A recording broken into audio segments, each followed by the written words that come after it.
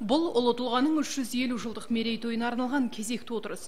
Мерекелік шараға дайындықты облыс әкімі пысықтап, бірқатар тапсырмалар жүктеген. Бүгін олар нақтыланып, 2 ай ішінде ұйымдастырылатын шаралар талқыға салынды. Әрі іс-шара бойынша жұмыс топтары құрылды.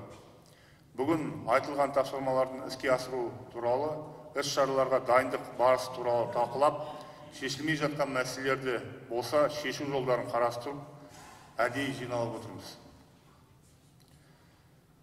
Негізгі іс-шаралар Қарқаралы ауданынан бастау алады, оның ішінде Егіндібұлақ селосында. Деректі фильмнің түсірілу барысы ерекше назарға алынды. Фильмнің сценарийі республикалық деңгейде бекітілген. Қаражатта бөлініпті. Картинаны Қазақфильм түсіреді. Оған қарағандылық зиялы қауым өкілдері де қатысады. Сондай-ақ Егіндібұлақ ауылынан бастау алатын автокеруен Қазақстан мен көршілес елдерді аралап өтеді.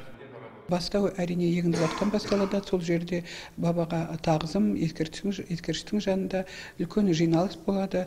Арнайы сол жерден үлкен бір керуен, ол халықаралық керуен, оның құрамында көптеген біздің азаматтар, жастар бар, тарихшылар бар, тіл мамандары бар. Сол керуен Егіндібұлақтан жол тартады да, үлкен бүкіл республиканы аралайды. Оның ішінде мына тек қана біздің облыс қана емес, мысалы Қарағанды, Қарқаралы, Қаржырау, Жаңарқа, Жезқазған, әрі қарай Ұлытау, сосын Қызылордаға соғып, Өзбекстан жерінен Науаи мен Ташкент, біздің Әйтеке, Төле Би жатқан жерлерге содан барып керуен басын сол жаңағы тоқтайтын жері Түркістан. Мерейтойлық шара 18 тамыз күні Қазыбек бидің туған жерінде басталады. Қазір Егіндібұлақта оның ескерткіші қайта қалпына келтіріліп жатыр. Мерекеде 100-ден аса киіз үйлер тігіледі. Қазақтың ұлттық ойындары, түрлі байқаулар мен айтыс сайыстары ұйымдастырылады. Қазақ халқының ұлы билерінің бірі көрнекті қоғам қайраткері Қаздауысты Қазыбек би бабамыздың 350 жылдық мерейтойы кең ауқымда тойланады. Айтаулы датаны мерекелеу аясында ұйымдастырылатын шаралар легі өте көп.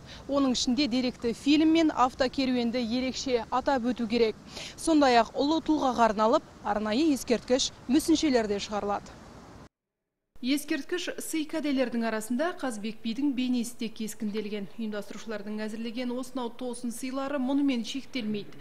Облыстық өлкетану мұражайы тағы бір жаңалықпен бөлісті. Бір айға Қарағандыға Қазыбек бидің шапаны әкелінеді. Қарағанды мұражайына ұлттық музейден Қазыбек бидің шапаны, осы бірер жылдар бұрын тапсырылған шапанымен Қазыбек биге қатысты тағы да 50-ге жуық экспонаттар, жәдігерлер әкелінеді музейге. Бір айға жуық тұрады.